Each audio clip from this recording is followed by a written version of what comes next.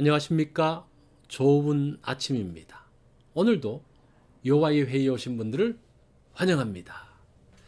오늘 주신 말씀은 예레미야 4장 23절입니다. 이 말씀 제가 받들어 있습니다. 보라, 내가 땅을 본즉 혼돈하고 공허하며 하늘에는 빛이 없으며. 오늘 말씀의 제목은 혼돈과 공허입니다. 창조 이전에 땅은 혼돈하고 공허했습니다. 하늘에 빛이 없으므로 흑암이 깊었습니다.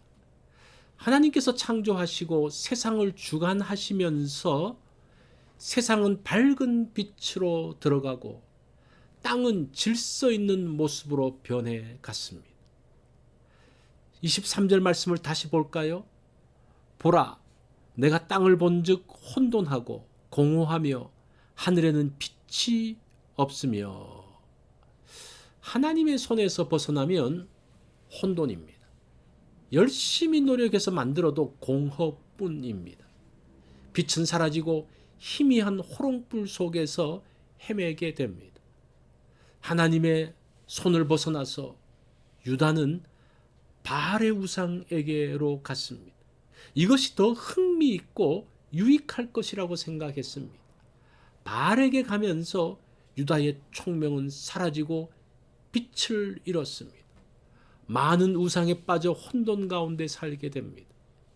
욥을 두르고 있던 하나님의 울타리가 거두어지면서 사탄의 대대적인 공격을 받았던 것처럼 하나님의 울타리가 거쳐지는 순간 무수한 적들이 몰려들기 시작합니다.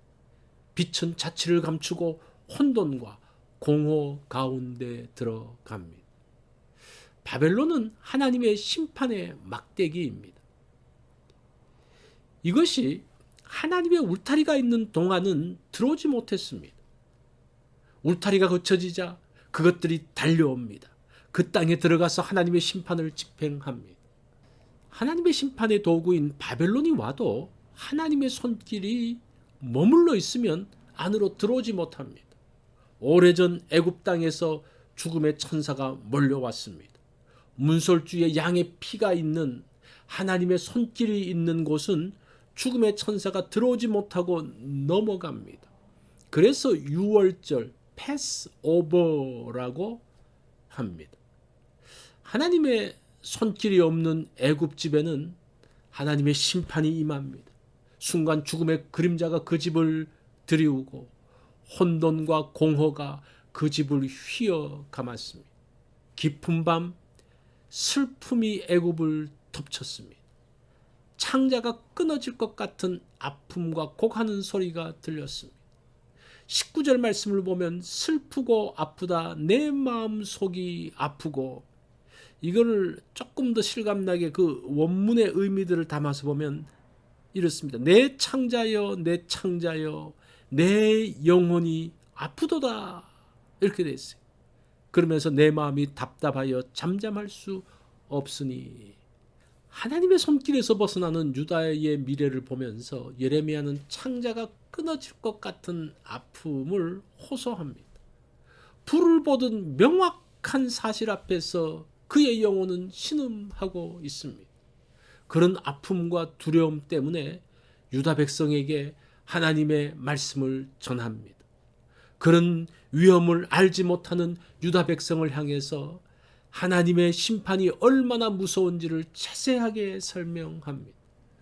그것을 듣는 유다 백성들은 그냥 예레미야가 위협한다고 생각했습니다. 편안하게 살고 있는 자신들을 불안하게 만든다고 항의합니다. 평화로운 땅을 혼란스럽게 만드는 심판의 메시지를 전하지 못하게 했습니다. 혼돈과 흑암, 공허는 하나님의 손길이 떠나면서 생기는 현상입니다. 사람들이 조성하고 만들어가는 것이 아닙니다. 깊은 흑암과 혼돈도 하나님께서 개입하시면 순간 사라집니다. 모든 어둠과 무질서는 사라지고 빛으로 환해집니다. 하나님의 손길 아래 있기 원합니다. 하나님의 울타리 안에 들어가기 원합니다. 메말라지는 것은 가지가 나무에서 떨어졌기 때문입니다. 주님 안에 있으면 많은 열매를 맺게 될 것입니다. 혼돈과 공허는 일순간 다가옵니다. 하나님의 손길이 거쳐진 순간이죠. 과신하며 교만한 순간 다가오기에 조심해야 합니다.